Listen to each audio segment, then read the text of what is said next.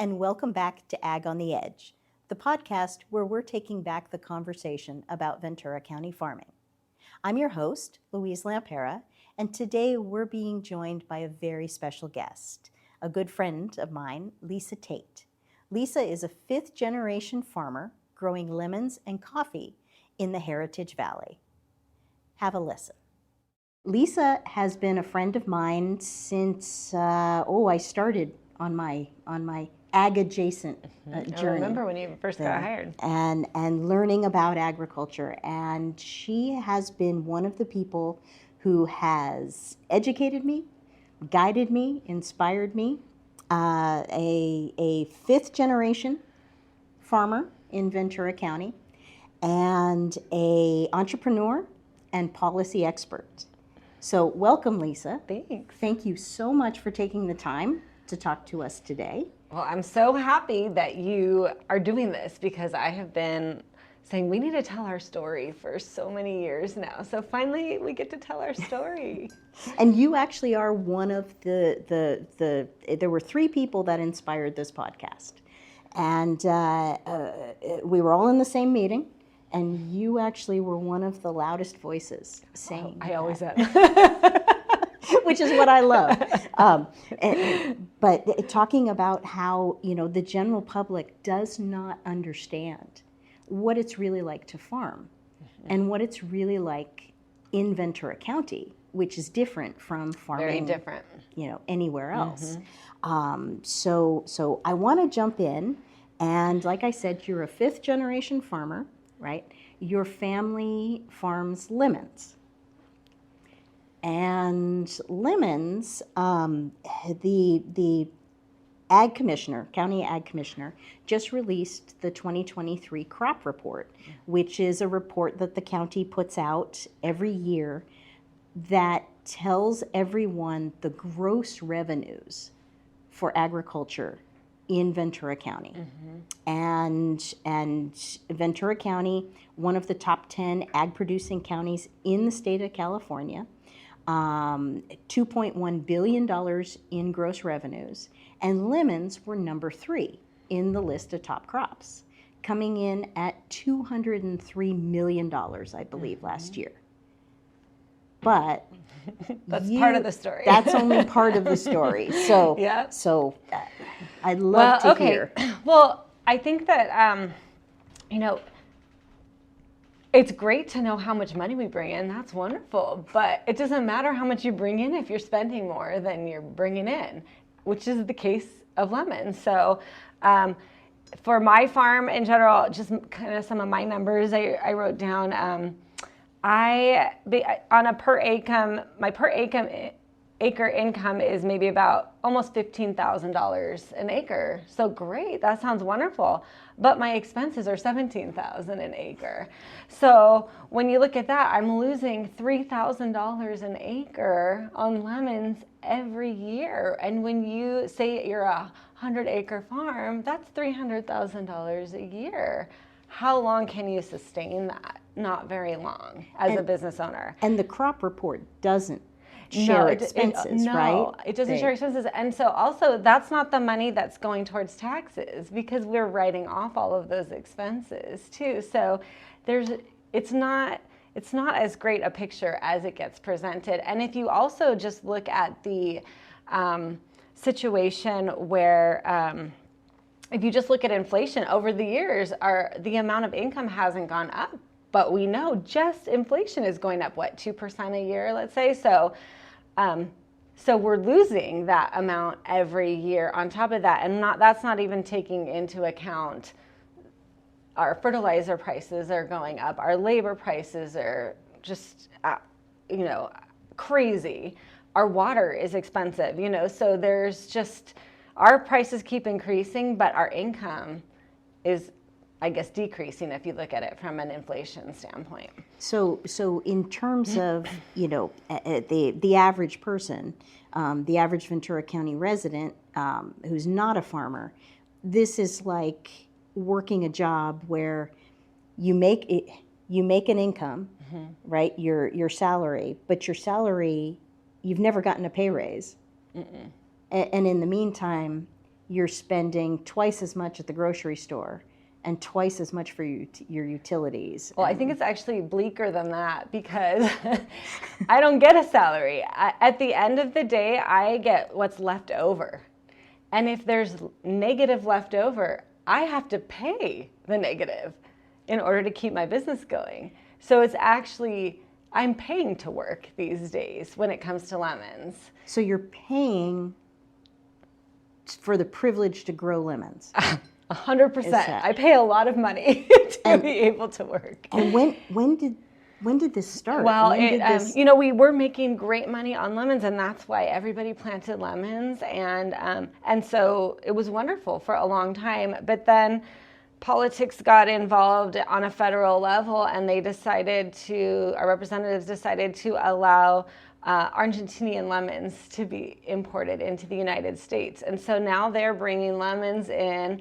They don't have the same costs associated with growing lemons, nor do they care. I just found this out last week that they actually don't even have a buyer when they send these ships over. They just send the lemons over, and then they get to the United States, and there are these brokers, and the brokers, they make a profit off of selling it no matter what they sell it for. So they're making money, but even the growers in Argentina aren't making enough to be able to support themselves and to cover their costs. And it's flooding our United States market with lemons that are so cheap that we can't compete in that global economy. And so it's been really, really challenging. And just with that one country coming in, it just kind of did destroy our lemon industry. So you'll see farms all over the county. I mean, hundreds of acres this summer have been removed. And when you talk about removing a crop, you're talking a permanent crop like a tree crop, you're talking about removing it. So you don't have that anymore. It's not like a row crop where, next season we'll replant and we'll have spinach or whatever. No. We won't have lemons again for another 20 years at the point we decide to grow them again. Let's talk a little bit about that. Why? And I think what this is getting at is that the difference between row crops, right, which our listeners heard the conversation with Greg Lewis with Duda Farms and producing celery, etc. That's a crop that you plant it, you harvest it all in 1 year, and sometimes multiple times a year. But what you do is orchard. I do orchards. And talk a little bit about what the difference is in investment and timeline. Yeah. So permanent farm crops have a very inelastic demand curve. And so what that means is we can't shift with the market. It's not like we're a factory where, people don't want to buy lemons, so we'll just stop growing lemons. We can't stop growing lemons without killing our trees. So if we stop watering them, if we stop fertilizing them and they die, then it will take us decades to get back into that production. And so when I am planting a crop, I actually am not even planting these trees for myself because I probably won't be profitable for them in my lifetime. I'm planting them so that my children and my grandchildren will make money off of them. So it's a very long-term investment. Like right now, I'm removing oranges that haven't been profitable in quite a long time, and I'm actually putting oranges in. I'm gambling that in 20 years, people will want to buy our oranges. So it's extremely risky, and the investment's huge. I mean, it's hundreds of thousands of dollars to plant a new orchard, and then you have to wait a minimum of 5 years, but more like 10 years before it's in production. So that's a long time to go where you have all these costs without having any income coming in for them. And it was especially difficult when you get hit by a fire and you lose so many of your trees. And so it was a double slam because we had a crop that was no longer profitable, and we had our profitable crop, which was avocados, get burned at the same time. So it's been very, very difficult on farmers because of that since the fire. Since the Thomas fire, yeah. Mm-hmm. So there was no way, clearly, if I'm understanding this right, for the farmers who planted the lemon trees, say a decade and a half ago, 2 decades ago even, they took a gamble. They took a look at market forces, projected what they could, decided lemons were a good investment, and then when that federal policy changed, and a single federal policy, one policy, right, changed, now all of a sudden every projection that they made, everything they tried to forecast, turned out to not be true in driving profitability. So now you've got to go back to the drawing board and figure out, okay, what could happen 20 years from now, and what decisions do I make today? And also, what could happen, but what can I make money on? And that's, the options are getting smaller and smaller and smaller for a lot of different reasons. Well, one is it's more expensive to farm. So crops where you used to be able to make a profit on, you can't anymore. There's a lot more pest pressure. There's less options for us to be able to handle pest issues. E-commerce is really bringing in a lot of pests. You can just buy a plant off of Amazon or Etsy, and it gets shipped to you, and it could be covered in bugs that you then, plant this beautiful tree in your backyard, and now you have inadvertently taken out the whole lemon industry or the whole citrus industry, for example, which is actually what's happening right now in Santa Paula. And that actually, and I'm glad that you brought that up, because that, you talked about the double whammy, right? That farming, particularly on the west side of Ventura County, has experienced the lemon market from that one federal policy change to the Thomas fire.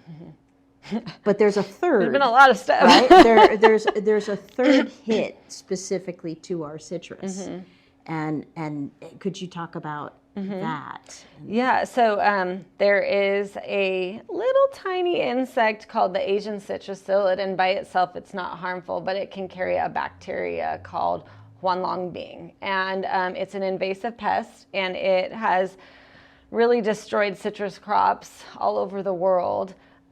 What it does, that little insect, if it's carrying the disease, when it bites into the plant to eat the plant, it infects the plant, and it's an incurable disease, so the plant dies, and then it can be spread. So citrus growers have spent hundreds of millions of dollars, the government has spent hundreds of millions of dollars trying to eradicate this pest, and we haven't been able to. We've been trying to keep it out. We've been trying to come up with a cure, and we just haven't been successful. We're getting close, but we're not there yet. And so about a decade ago, I think the insect finally made its way to California, and we were able to keep it out by growers coordinated area-wide pesticide sprays. So we would spray in a very organized manner to try to keep them from having any place they could go. And once you spray, hopefully you keep that population down enough so that they can't grow and reproduce and infect a lot of different trees in the area. And so far, this disease hasn't been found in any commercial farms, but I think it was in November, there was one positive bug found in I can't remember if it was a leaf or a bug, but anyway, in a backyard in Santa Paula. And so that set off a quarantine. And unfortunately, this quarantine is when there's no exit strategy. Once you're in it forever. There's no way to get out, because there's no way to prove that your trees don't have the disease. And so unless there's a cure, this is it for us. Until there's a cure, hopefully. Until there's a cure, this is it. Or I guess until it's just so widespread in California that there's no it's not a quarantine anymore because it's just everywhere. But the problem is that it kills these trees, and people don't understand that in their backyards, it makes a huge difference. What you bring in to your county makes a huge difference. I mean, we saw it with bark beetle in the forest. Just one little bug can just take out so much, and so we're seeing that here in backyards. And so the ag commissioner had gone around and they tested all of the trees, and USDA came in and California Department of Food and Ag came in, and they all were coordinating these efforts to remove the trees that have this disease so that they don't spread into the commercial groves. And for the most part, everybody, all of the neighbors were really great and understood and were supportive. And so that's one of the things I love, is everybody working together on projects, like this, because this is a solvable problem. We just all need to be responsible and not move, plant material from county to county. We just need to keep it, where it is. But anyway, this disease has potential to really, really hurt us. And it already has. So what a quarantine means in this case is, now before I can move my fruit to a packing house that's outside of the quarantine, I have to do a pesticide spray within 2 weeks of harvest. So that's difficult to coordinate that, but also it's an added expense. So there goes that just, made everything worse. It's also a pesticide spray that nobody wants. We don't want to spray for this bug. We didn't bring it in. All of these invasive pests, they're not coming in. They always start in these backyards. They're always starting in people's backyards. They don't start on a commercial grove. So if we as a community can just not move that plant material around, not order it off the nursery, just go to a nursery. The nurseries are all checked. They're certified. Go to those nurseries and get your stuff from there. Or if there's a special plant you really want, just go to the ag commissioner's office and have them check it. That's all you have to do. So that could save $100 million industry just by doing that. Yeah. I know in Florida because it first hit Florida, right?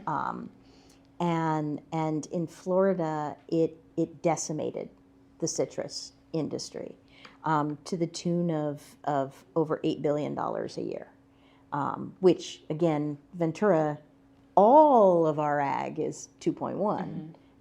So that would just destroy all the entire county gross revenues. And the jobs. I mean, that's the other side of it. These are people who depend on this money to survive.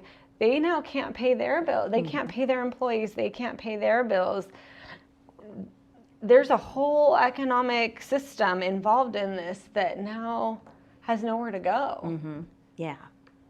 And and then when you talk about how, when that insect, that pest made it to California, again, it didn't show up in a shipment. It didn't fly here itself. It did not slowly work its way. It's not a good flyer. It came when somebody brought a plant or plant material from Florida to California. Or somewhere that already had this. And then is Ventura County the only county in California under a quarantine? No, there's other southern counties that are in quarantines. Okay. So, but I do have to say, actually, it was much stricter what we would have to do in order to ship our fruit and to pack our fruit. But with the coordination of the Central Valley, the growers in the Central Valley and their willingness to play and help support us down here, we were able to loosen some of those regulations and allow for growers down here to only have to do one spray versus two, or different mitigations. So that's just a huge plug, that coordination among, or maybe competitors, but we're all farmers and we all see that we need to help each other, and they did. And I think that's a great story right there. We're working together as an industry to try to help each other throughout the entire state. The whole state, yeah. And so for these but it's not you guys ultimately, right? It's not farmers ultimately that set what has to be done. Oh, we never get to set. Like, if they would just let me make the rules, it would all be so smooth. So who is it? Is it the ag commissioner? Is it the federal government? It's the federal government, along with the Department of Pesticide, the California Department of Pesticide Regulations. Okay. Yeah. Who decide? Yeah, I mean, there's all these rules, but the ag commissioner is the one responsible for enforcing those rules, making sure we're following those rules. And for example, like when you spray, I always say, I call pesticides medicine. To me, that's what they are, because my tree's sick and I need to get it healthy. And so the way that I think about pesticides, it's kind of like we have, when you get sick as a human, you go to the doctor, and the doctor looks at you and checks you out and prescribes you medication. It's the same way on our trees. Our doctors are called pest advisors. They have to be certified. They have to go through a rigorous educational process and certification. They're licensed. They're right? licensed. They're monitored. Yeah. Oh, yeah. And they have to retest all the time. And they're very knowledgeable. And they're not just knowledgeable in pests, but they're knowledgeable in plant systems, biology, all that, and ecosystems. And so they'll come out to your farm and they will give them a checkup. And if they find that they're sick in some way, either something's eating them or something is, a bacteria or virus, it's all eating it, it's all a parasite of some sort, then they write a prescription. And then you can take that to your certified spray company, and you can't buy these pesticides without that prescription. Okay. Just like you can't go to the pharmacy and get medicine without a prescription. And so then you take it and you have your crew, or you hire, in our case, we hire a crew to do it because it's very specialized and I want to make sure it's done correctly.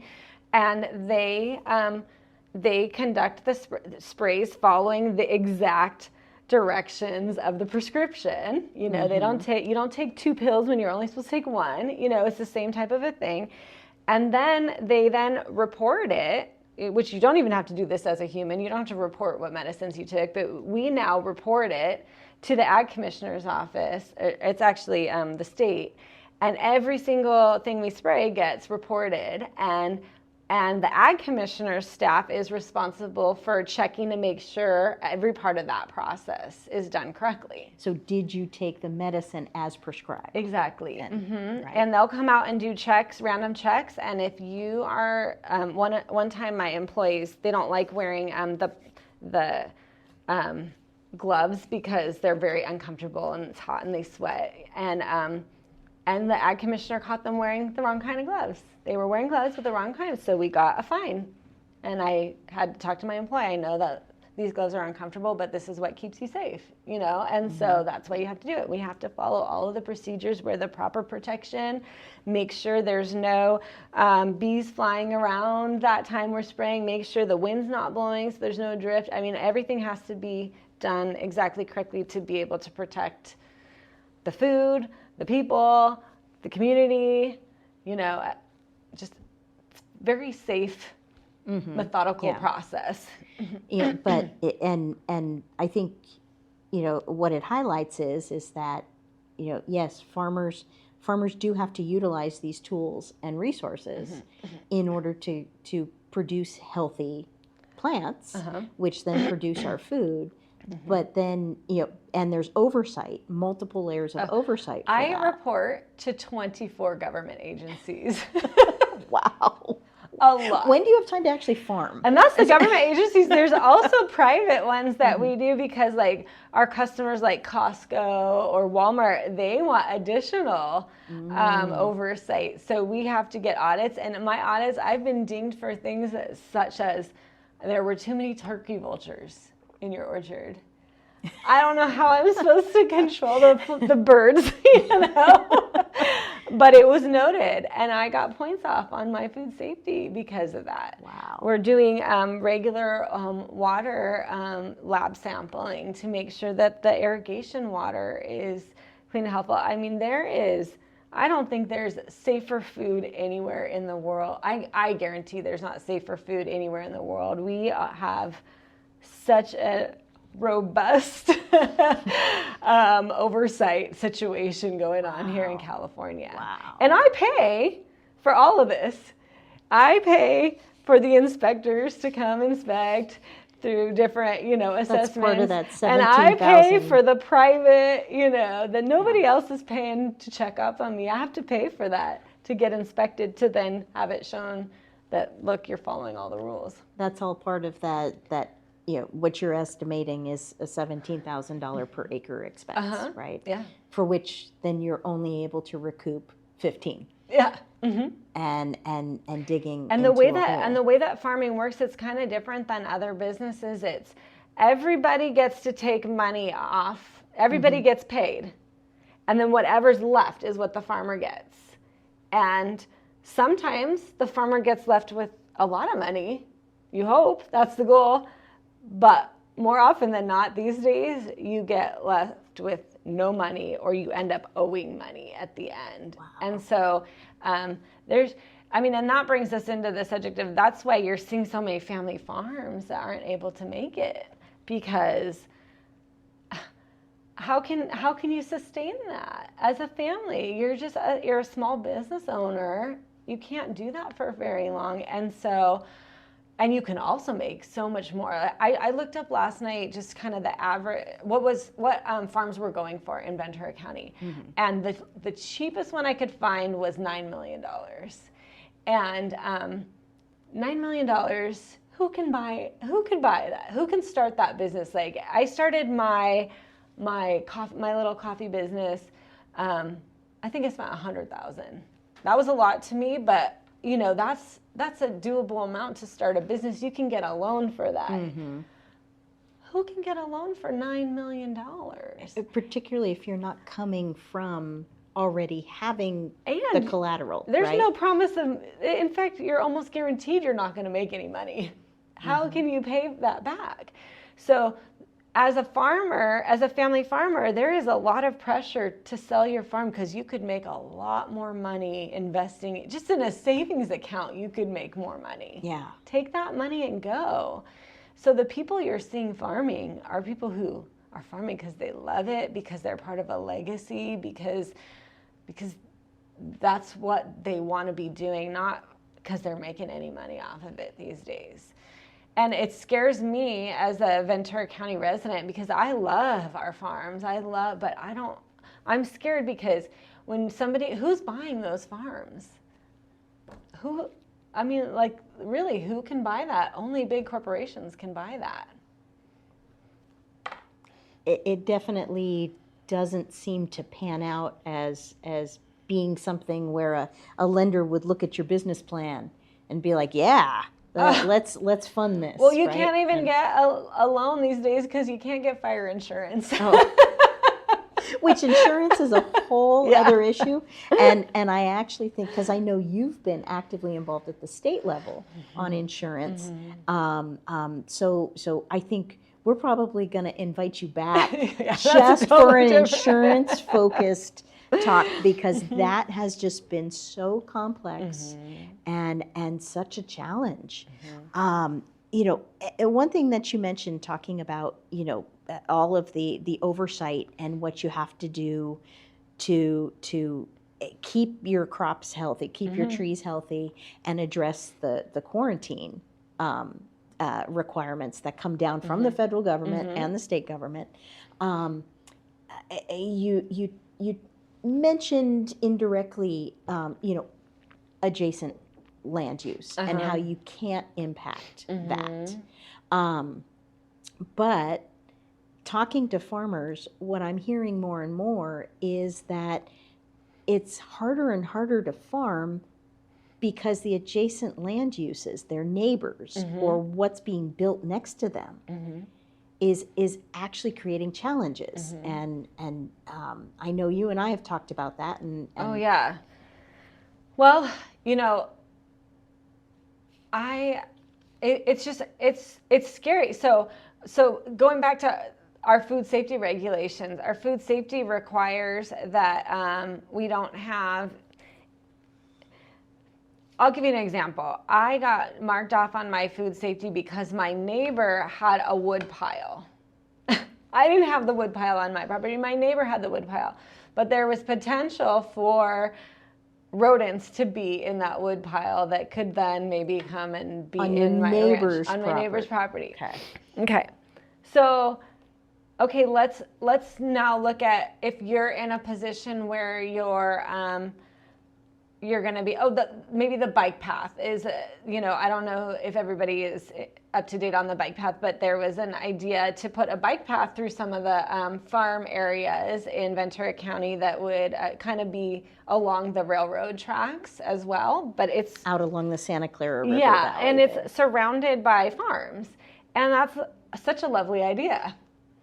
I would love that. I would enjoy that. But then when you look at the impact that could have on the farms, where now in my farm plan I have to show somehow that, first of all, nobody's going to get onto my property, that nobody's going to come and bring food, gum, cigarettes, whatever from the proposed bike path. Somebody could eat an apple and throw it in my field. I don't know what's on that apple, and then you've now contaminated. Maybe somebody needs to go to the bathroom along the path and they're just going to run into your orchard and go, now I have a food safety issue. Trash, dogs, and, there's so much potential for this contamination. And then on the other side of it, from my side, I have to be able to protect my trees from their diseases.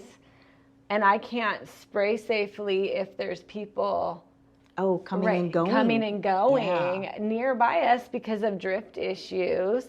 I mean, it's not what we want for our tourists, right? To be on one of those pedal rail bike things and get dumped with pesticides. That's not what we're going for here when we're trying to bring tourists in. So there's a lot of issues that come with that. And I also like just safety concerns. Like, we have tractors, we have saws, we have all kinds of stuff going on. And children love tractors.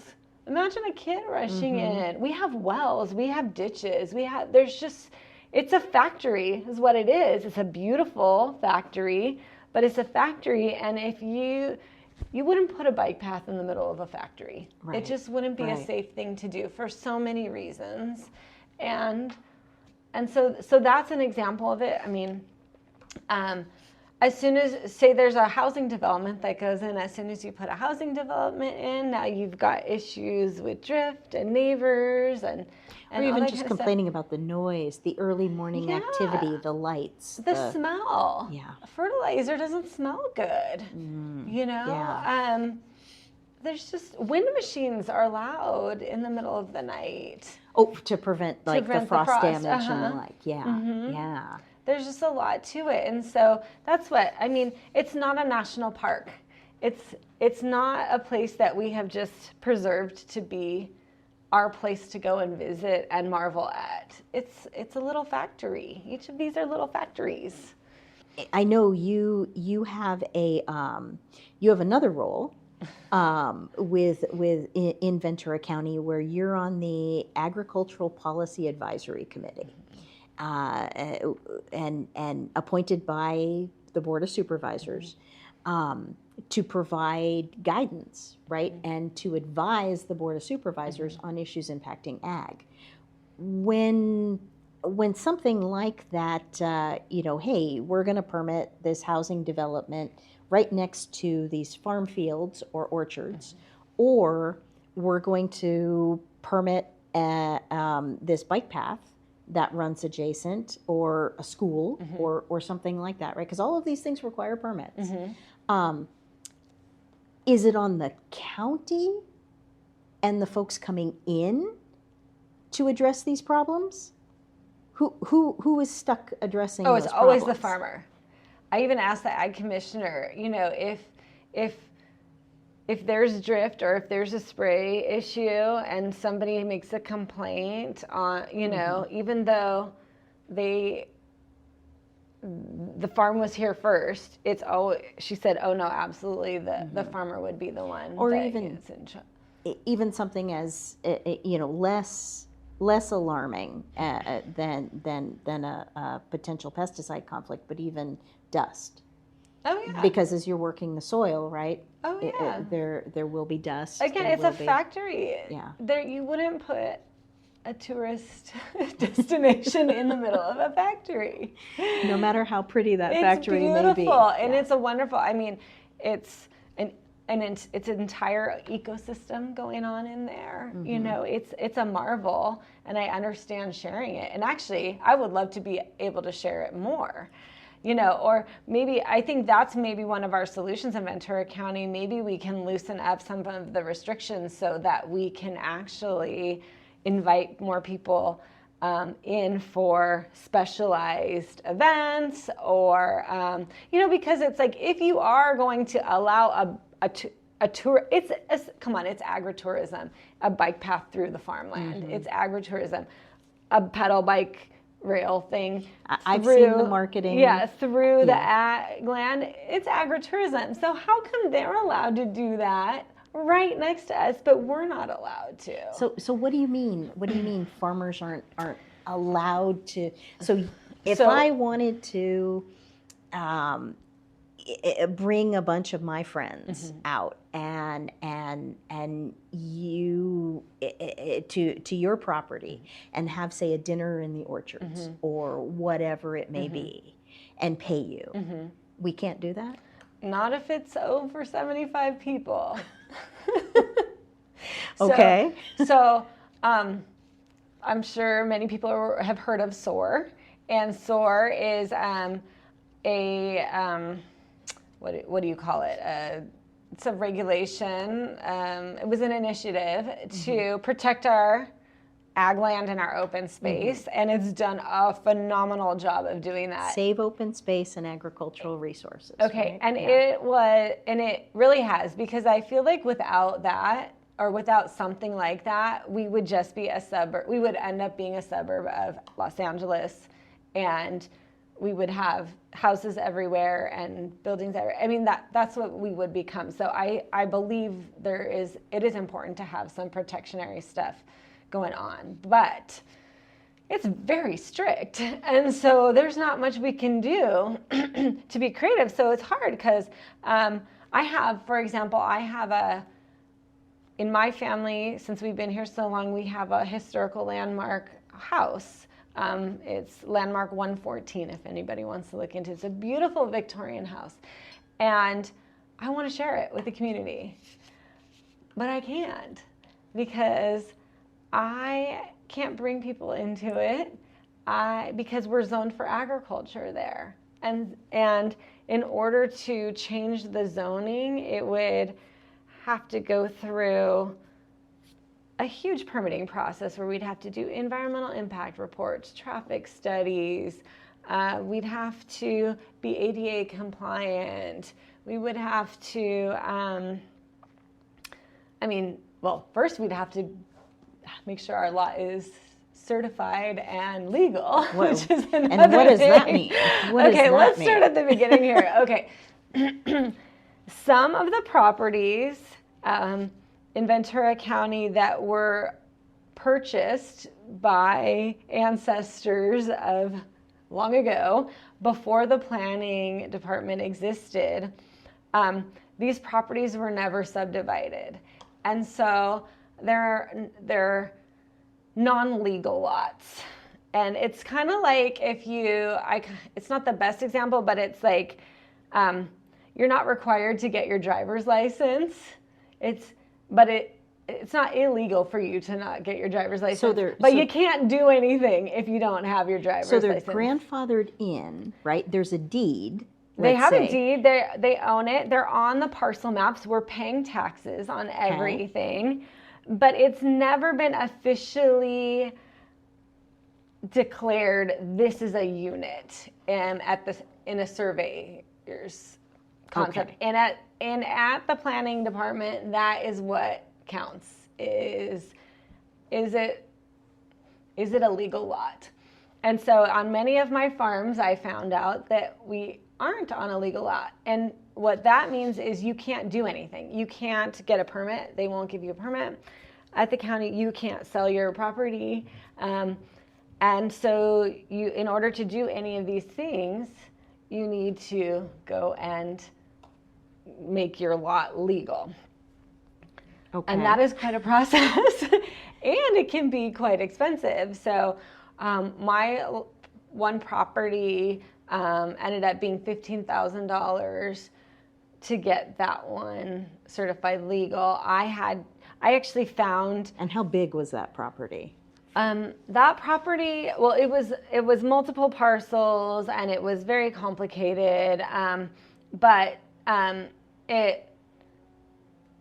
I was able to do it partially because I found a recorded deed that the county didn't even have knowledge of. Okay. So I was able to show them, oh, look, here's a deed, and then you can give me an extra parcel. Because when you have, there's another side of it too, is you're limited based on these invisible boundaries by how many houses you can build on that. So you can have one main house, an ADU, and a farm worker house on one parcel. So if you can have more parcels, then you can have more houses. Okay. So I was able to find a little 1 acre spot. So I'm able to have a second house on that property now in case like my sister and I want to both have a house on that property. Okay. That would be an example of why it's an advantage to have more parcels. But anyway, the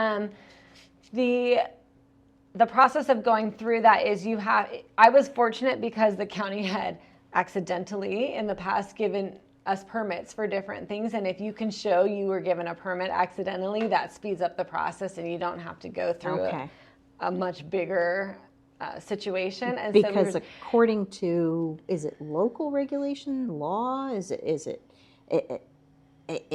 if you're not quote unquote a legal lot, then they're not supposed to give you a permit for anything. Mm-hmm.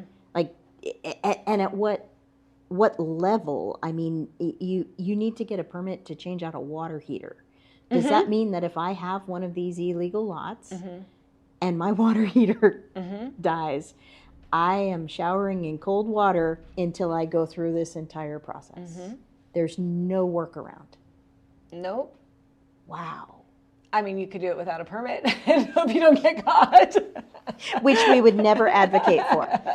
But yeah, no, I mean, yeah, well, it's the same situation. Like if we had a well break, what do we do? You know, if we have our septic tank goes bad. I mean, it's scary, and most people don't even know mm-hmm. that you need to do this. So we needed money. And I wanted to sell. I have like a little detached portion of property after the fire. I was desperate for money, and I was going to sell off a piece of land, and I couldn't do that until I went through this process, and that's what got me started on the whole thing. And guess what? I still haven't been able to. When did you start? I think it's been about 4 years now. 4 years. Yeah. Of going through mm-hmm. and. So what exactly are some of the steps, right? You talked about survey. Mm-hmm. Yeah, you have to, they look at all the deeds that are recorded deeds that were associated mm-hmm. with the property. And then they have to map it out. And basically that's all it is saying, yep, this is the map. We all agree that this is the official map. But couldn't they just do that with assessor's records? Since those are what the taxes are based on? No, apparently not. Okay. and clearly I am not an assessor. Well, the assessor's office and the planning department legally aren't even allowed to speak to each other. Okay. So no, they don't use the same information. Okay. And even when you look on the assessor's parcel maps, because that's what I always thought, oh look, I have you can have multiple assessor's parcels on one surveyor's parcel. Okay. Yeah. Okay. So it's a special survey subdivision mm-hmm. Planning documentation. And unfortunately, that cost gets thrown onto the property owner.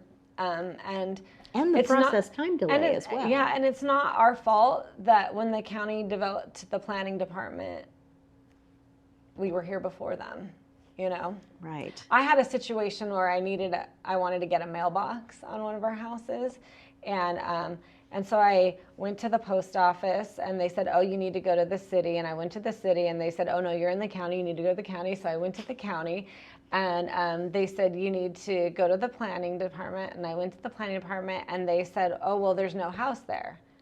And I said, well, there is a house there. And I said, it's been there since 1928. And they said, oh, that was before the planning department existed. I said, oh, okay, well, can I get my mailbox in? Well, no, you'd have to bring that 1928 house up to code, to modern day code. I said, you know, there's a house there. I can show you a Google image of it. And they're like, well, no, it doesn't matter. And I said, I've been paying taxes on this house this whole time. Oh yeah, well, our departments don't talk to each other. So I was like, you want me to do all this so I can have a mailbox here? And it just to make sure that people understand, it's not simply a matter of when they say you need to bring this house built in 1928 up to current code? Current code. Or the earliest code? No, current code. Current code, which in some cases is impossible without destroying. I'd have to tear down the house. Yeah.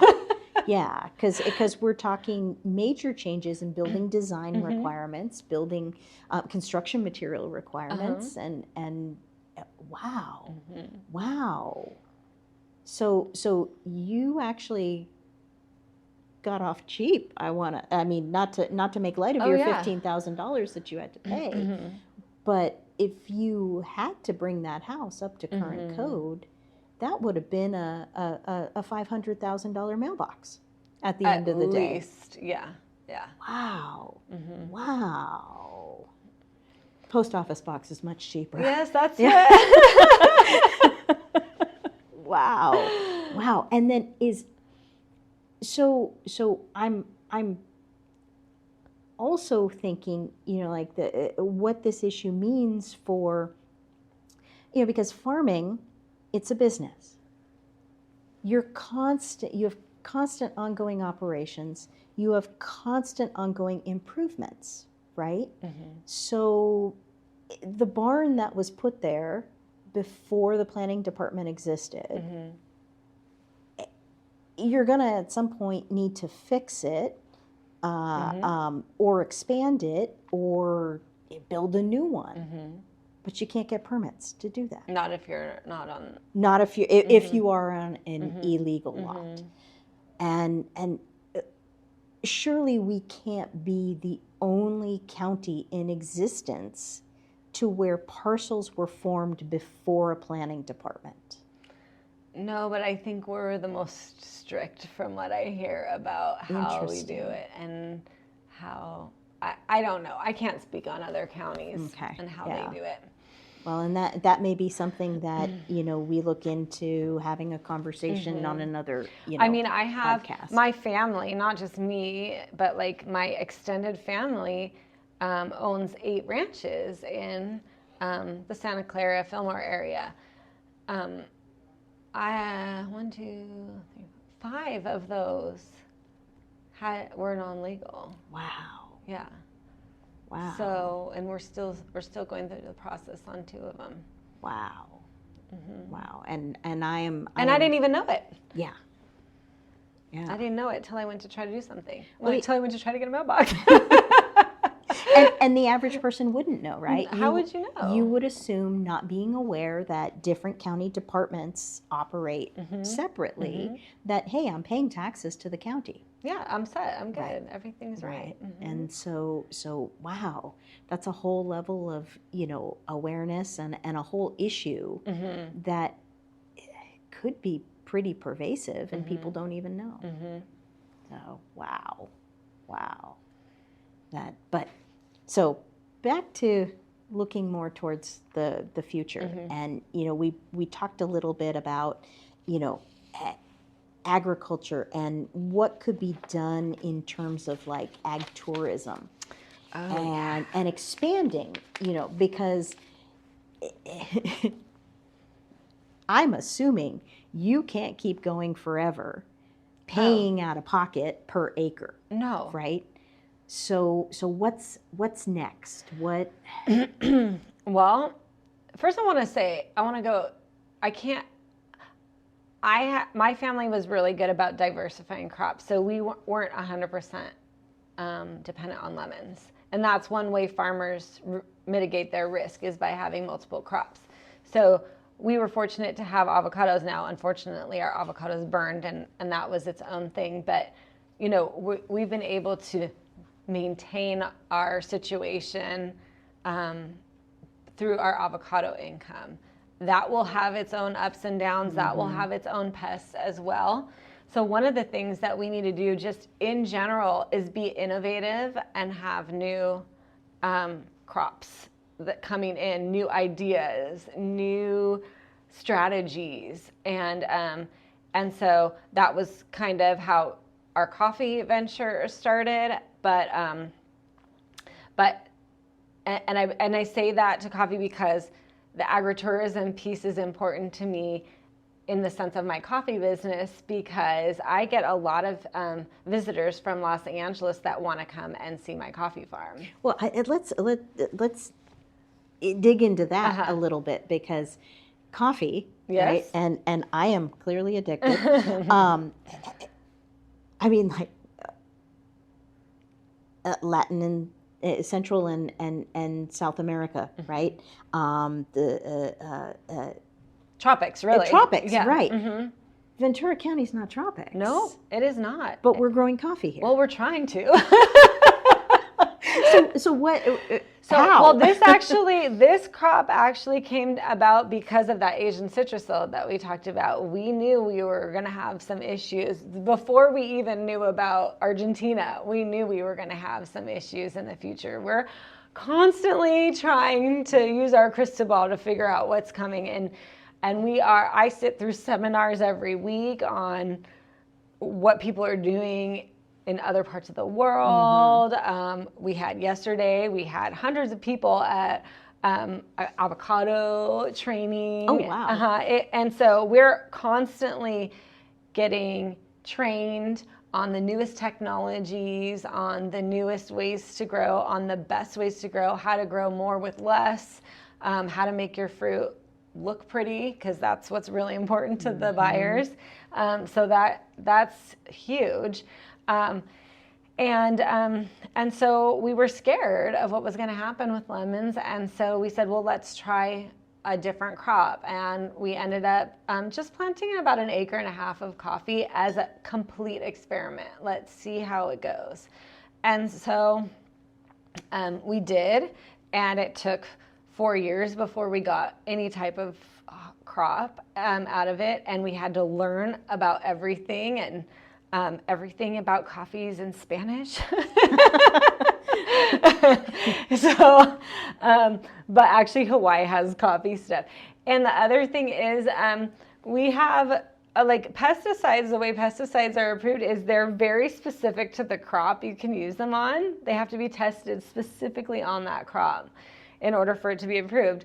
And they have to be approved in that state. So nobody's going around trying to approve pesticides for use on coffee in California. Right. So I am very limited to what I can put on that coffee, because it has to be something that was approved for use in Hawaii on coffee, but it's also approved for use for something else in California. Okay. And so I have a list that I was able to find a few things that you can do.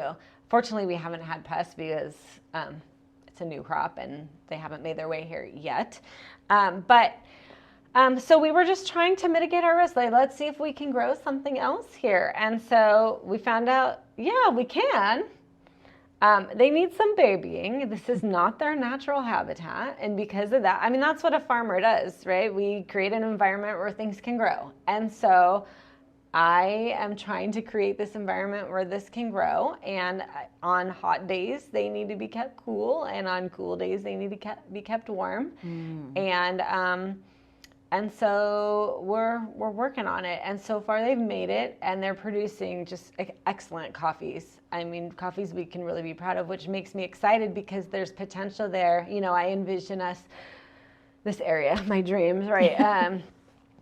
You know, what Napa Valley is to wine, that's what Ventura County is to coffee. I mean, could you imagine? That would be so much fun. Little coffee shops and little touristy trinket stores and just tours of farms and weddings and coffee orchard. I mean, very cool. So, so I began to embark on this. I realized very quickly, it was actually during COVID. I needed help harvesting. And I just put on Facebook to my friends, anybody who wants to come, I need help harvesting. And I had 50 people show up that day. And we socially distanced and masked and everybody was separate, but it was an outdoor event where we could come and do something. And we were also desperate to do something. So I had a great turnout and everybody had so much fun. They said, I would pay to do this. I was like, okay. So that got my wheels turning and I was like, okay, let's see if people want to come. So I went on Eventbrite and I posted in a coffee tour event and it filled up. I mean, they just keep, people want it. And the more I do this, the more I realize that people in LA are desperate to be on farms. They want that experience. They want to learn. And they want to learn where their food comes from. And also, I've noticed a lot of people are really scared of their food. You know, they're so worried about pesticides and is it organic or is it non-organic or, you know, and I don't think they need to be scared. And so it's a great opportunity for them to meet a farmer and realize, oh, we're all people, we're neighbors, you know, and then also to realize that, oh, they really are. There really is a lot of stuff in place to protect me. Multiple layers. I don't need to be scared of my food, you know? And so that's been a great experience for me. And I feel like we could do more of that here. And it would only help our farmers to be able to give people those experiences. I think too, not just cutting down on the fear level, right?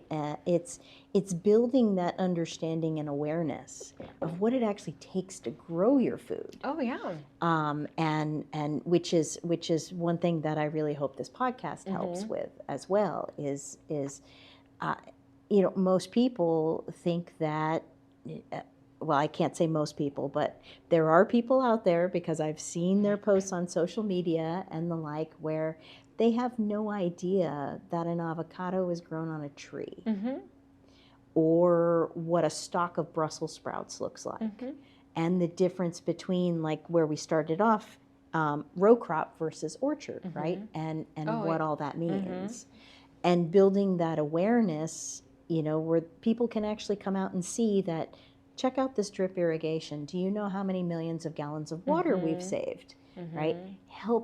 Helps them understand that, you know, farmers aren't wasting our resources. No, you know, it's interesting about that because California Women for Agriculture, one of the groups that you and I are very involved in, we do a farm day where we go to an elementary school and we host different people in agriculture to go and teach the kids. And one of the questions the kid asks is, at what point does the sticker grow on the fruit? No. And I was like, wow, we really need to be here. You know, that's an honest question. Well, it is. And I mean, it's funny, but it's honest. And that's what we're dealing with is people who maybe are making the legislative choice that like you're voting on some of these things that really impact us, but you don't really have the whole story. You don't know it. I wouldn't drop into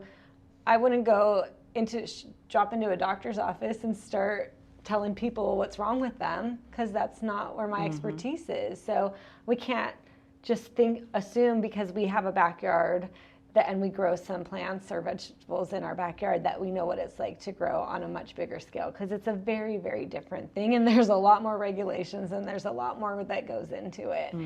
And I'll tell you what, I mean, I've had jobs in lots of places, and this one is complicated. This is a very complicated job to have because there's so many so many things going on in so many different areas. I mean, you're a scientist, you're Geologist. a geologist, a botanist, A politician. a chemist, you're right, a politician, right, a policy expert, a marketer, a labor expert, Yep. HR. I Yep. mean, you do it all. Insurance, you do it all. And so there's a lot to know. And I love sharing that information with people. And I also love funny things like,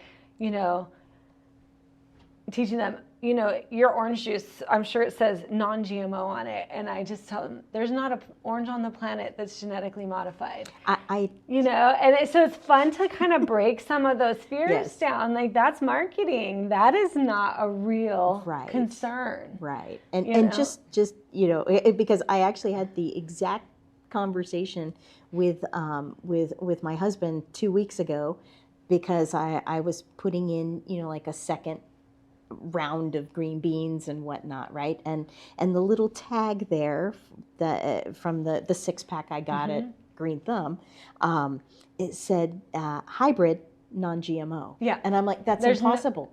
That's impossible.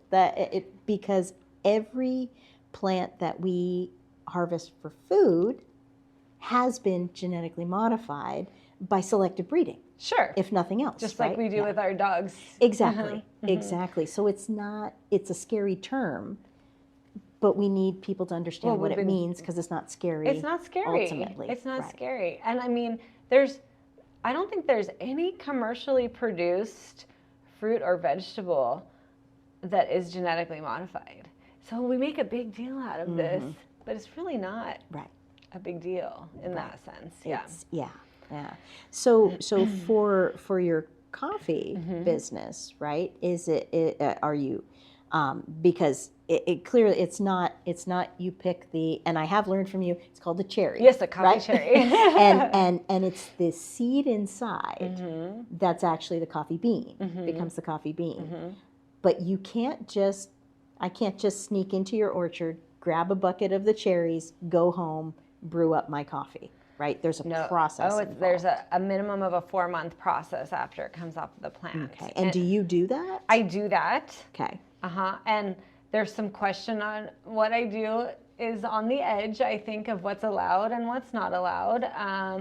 I've been told on the record that it is allowed, so I'm not breaking any, as far as I know, I'm not breaking any rules, but it is kind of a gray area. And so it's considered processing or pre-processing? Well, it's called coffee processing. That's what it's called. Okay. But there are some allowances for some agricultural things to happen on the farm. Okay. But what you do when you process coffee is I have a machine that takes that cherry off. It goes into buckets of water. It ferments for a few days. Okay. And then we take it out. We dry it for 2 weeks. And then it sits kind of like how wine has to sit and develop its flavors. Okay. It sits for at least 2 months in special grain bags.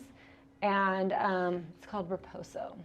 And they just rest. And then after that, there's almost like a peanut shell over the seed that you have to take off first. So that I have another machine that takes that peanut shell off, and then then it's ready to roast.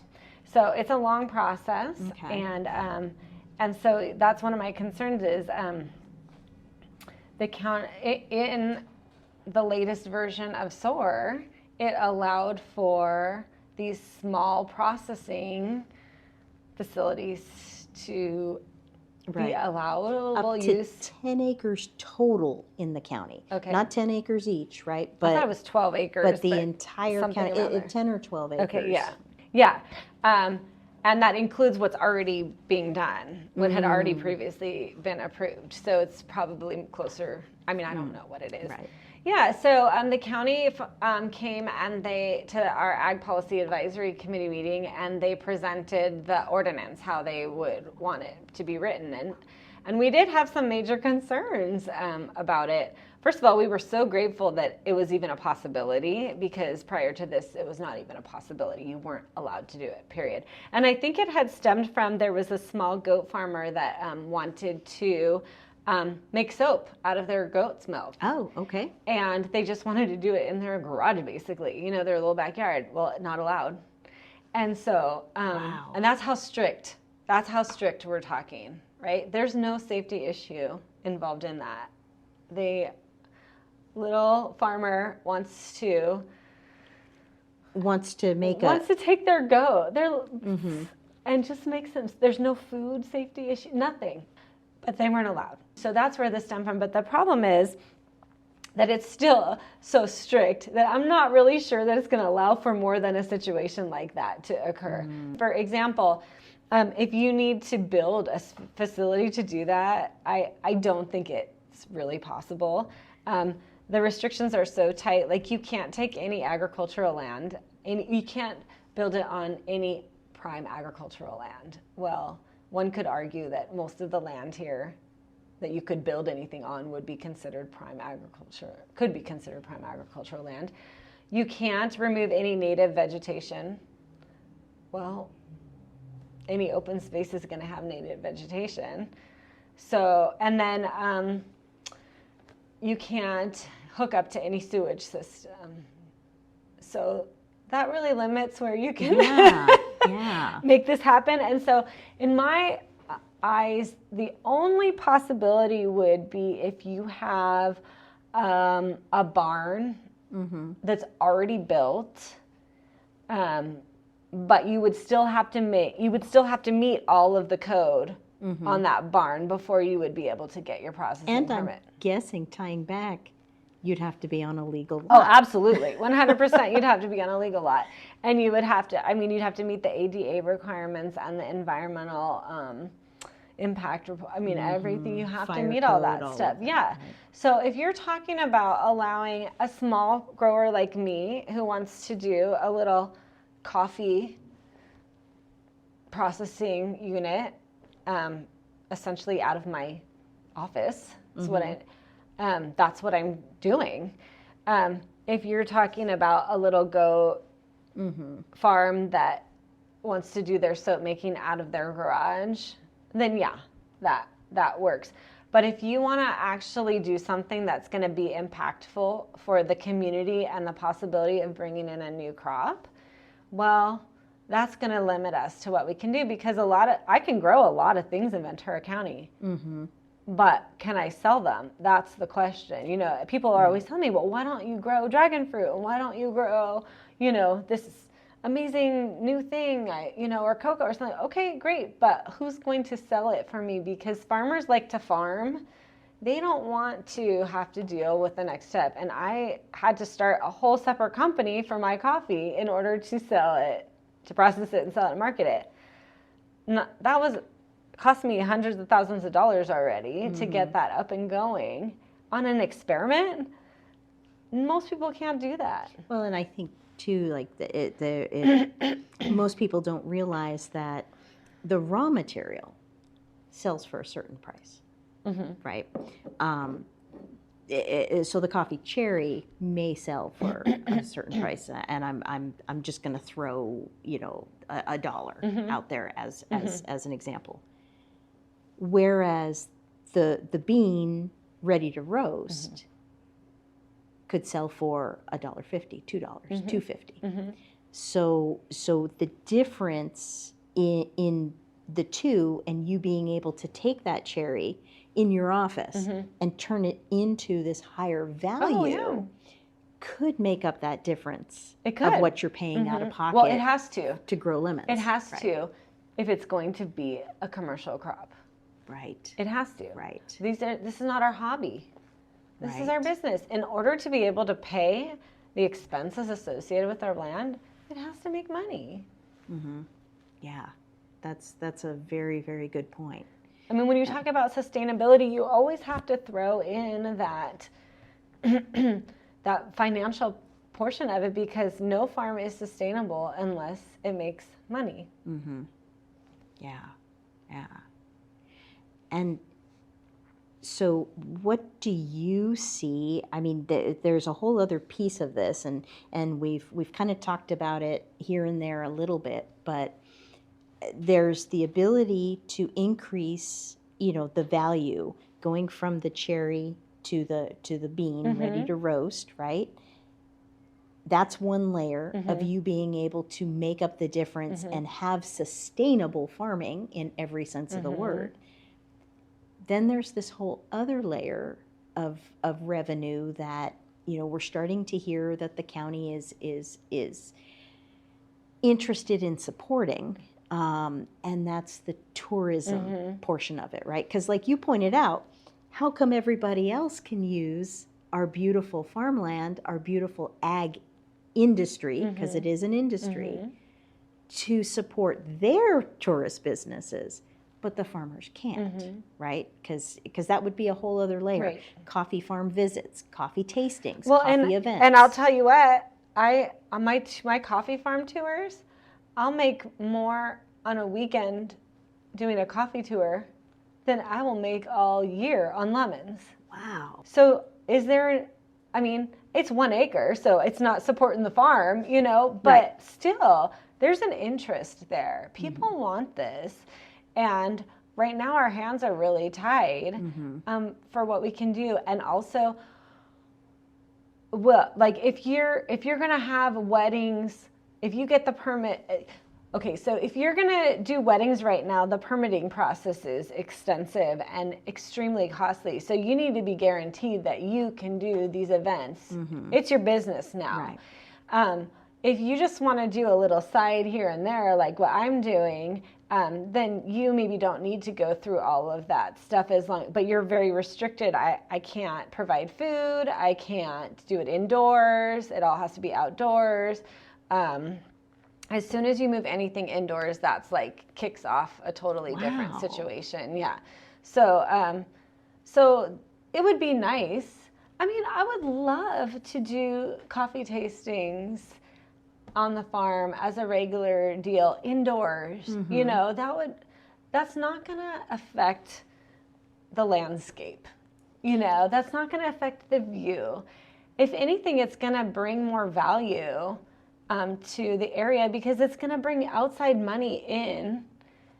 Taxes are going to be, it's going to bring, whenever I have people at the farm, I always say, can I give you recommendations on a restaurant? Or why don't you go to downtown Santa Paula? It's charming. I am supporting the local businesses as well because I'm bringing people in. They're coming from a day and they want to see what else is here while they're here. And you're able to do it in a way that what we were talking about, the potential conflicts, right? Where you are going to be able to time when you have to take care of your plants to not have tours. Yeah. You have the control then. You're able to then can control where people go so that you don't run into food safety law violations. Well, for example, with every pesticide you spray, there is a re-entry interval that you have to wait before you're allowed to come back in, even to irrigate, to do anything, even a worker. And that's for public safety. And that's for everybody's safety. Well, if you spray and 12 hours later, somebody comes walking by because they're at their next door bike path, whatever, and they walk in, now the farmer is the one that's in violation of not meeting that reentry interval. Whereas if we could make it a little more streamlined, and make it so that farmers could be the ones driving the ag tourism. Well, we could mitigate our liability in lots of ways. Right. Right. I mean, we need to make sure that our tourists are safe, number one. Right. Right. Well, and, I think, too, that farmers also would be able to bring a whole level of knowledge, like addressing that one child's question, right? When do the stickers grow on the avocados? If it were part of a tour where the farmer is bringing the class in or whatnot, those questions get answered versus adjacent land uses, which are fantastic for pointing out that we have a beautiful view. But they're not experts in the area of agriculture. Exactly, and they're not coordinating with the farmers to become so. Oh, yeah. Right. No, we all have to work together, but us being allowed to do that is going to help them do what they want to do as well. Absolutely. Because we can do it, we can work together, and it'll be even stronger. I mean, why not have something where, okay, you've got that bike path, but with stops along the way, controlled by the farmers. Oh yeah, a little fruit stand. Exactly. That's a little coffee stand. That sounds lovely. Yeah. Yeah, I think we could really have something special here if we just loosen up a teeny tiny bit. We don't want a big development. I don't want that. I don't think most people want that. But how cool would it be to have a thriving agritourism industry here? Right. And now, when the county is ready to change those rules, they are going to bring it to that Agricultural Policy Advisory Committee, right? So you guys are going to have the ability to weigh in. I hope so. Well, that's what we're going to advocate for sure, for sure. So I just want to I want to jump to something completely different, but again, like you mentioned, you and I are both involved in a fantastic organization, the Ventura County chapter of California Women for Agriculture. And one of the conversations that we had a couple of months ago was that something happened around the time of the Thomas Fire. And after the Thomas Fire, when people think historically of agriculture and multi-generation farming, right, they think father to son, father to son. And that changed after the Thomas Fire, and you were part of that. So yeah. Could you talk see me about that? I know. Because I was thinking about this in the car on the way over here, and I got really excited. It's that feeling when you're first in love and you get giddy and you're so excited to see people, and it's just everything's good in the world. And that's how it is when I'm around these women, because they're so incredible. You can't help but feel empowered and like you could conquer the world because you got someone who has your back, and I think that this is the golden age of women in farming in Ventura County. Like, we are rocking it right now. Women Ag Commissioner, Women Farm Bureau President, we got you in CoLab. We've got all of these women running their family farms, and not only that, but taking leadership positions within agriculture. And also, the men have been rock stars too within this. I was really worried coming into this such a male-dominated industry, because I've worked in other industries, maybe not male-dominated, and I did not get the welcome that I got here. So these men here are progressive men. They want what's best for our community. They're family, oriented people, and it's been such a great experience. And I actually want to second that. I don't come from a multi-generation, farming family. I have my little backyard garden, but I understand my limitations, and my lack of knowledge. And I have to say that everyone in the farming community has gone out of their way to help me, to educate me, to entertain my probably, ridiculous questions at times, or re-explain things or point things out to me. And that's been, just hands down, men and women. But what I especially love is that after the Thomas Fire, there was a group of you that daughters that gave up high-powered, professional careers to return to Ventura County, and where I kind of think of them as the street sign names, right? They are. There is a representative from almost every family that the rest of us, Ventura County residents see as like, oh, I know that name from that street. Oh, you would recognize these names for sure. And because our ancestors were the ones that built the community. Exactly. There's a reason why their names are on schools or they're on streets. It's because they were impactful. They invested in the community. Right. After the Thomas fire, gosh, it's one of those things where you have this huge loss. I mean, this is your family legacy. This is the thing you would pack up in your car with you if you could.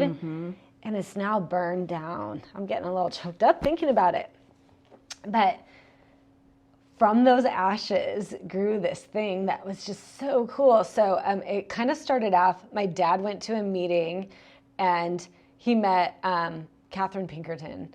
And he came back and said, you need to meet this lady. And so we set up a blind date at Rabelais in Santa Paula. And we met each other, and it was like an instant connection, like you just met your person, And we were like, this is cool. And so we brought on Helen McGrath, we brought on Rachel Kimball, and others now, and it's just been so cool. I don't think a day goes by where we're not texting each other.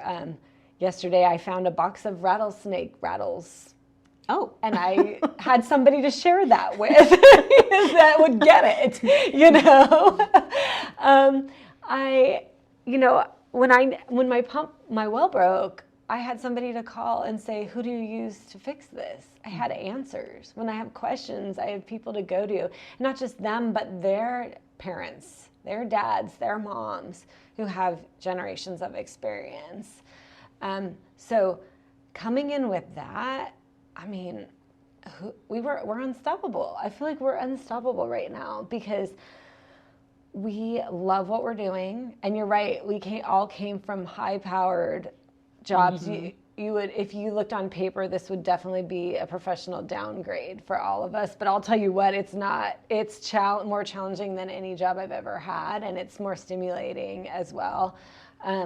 But it's just different.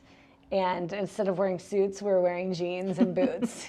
A little more comfortable. It is. We are all scratched up and we're a mess and we're always dirty. But it's just different and it's fun and it can be lonely farming. You're by yourself a lot of the time. So to have a group of women and then to get involved with CWA, California Women for Agriculture, it was again like I felt it growing all over again with now a bigger network of women like you and just Melinda Beardsley, Melanie Cavalletto, just Lisa Fox, just Brianne Whitcomb, Eleven's family. Like there's so many farming families involved and we're all like coming together with this common goal to just rock agriculture in this area. Get agriculture sustainable now and through the future. Oh yeah, and I think when you gather women, we have traditionally we work together. We're collaborators, just naturally, I think, and so it's been great. I think we're able to do stuff that hasn't been able to be done in the past because we're working together more. And we're willing to work with organizations we've traditionally not been maybe enemies with, like environmental groups and ag have traditionally not gotten along, but I think that's changing. I think that we're willing, we're look at it because we're moms, we're sisters, we're daughters. We really look at the world in a a mama bear sense. Like we want to protect what we have here from a community standpoint, not just from our own little little pocket. So I think that we're just coming at it from a different angle. I think there's an opportunity for women to tap into maybe more of that nurturing side through agriculture, right? Well, we can connect with people too. Like I can connect with a mom who's so pro-environment through our kids, you know, because we're both moms, because we both want the next generation to be healthy and safe. Right. Well, I think I'm excited to be, you know, to have been, you know, welcomed into part of the group, and I'm really looking forward to. But too, you've been great. Well, I'm looking forward to seeing how, you know, through this collaboration and through the talents that you all bring in from your previous careers, how we are going to address some of these questions and some of these challenges. I think the path ahead is very, very rosy. And there's a lot of potential and a lot of things to hope for. I think so too. But anyhow, I want to thank you. This has been a fantastic conversation. We are going to bring you back because we've got to talk about insurance. We've got to talk about, you know, the stuff before the Agricultural Policy Advisory Committee, all that kind of stuff. But we are definitely bringing you back. Thank you so much for your time. I really enjoyed our conversation. Yeah, it was great. Thanks. Thank you. And thank you for joining us for another episode of Ag on the Edge. We hope you enjoyed today's conversation, and be sure to like and subscribe so that you don't miss any future episodes. Standing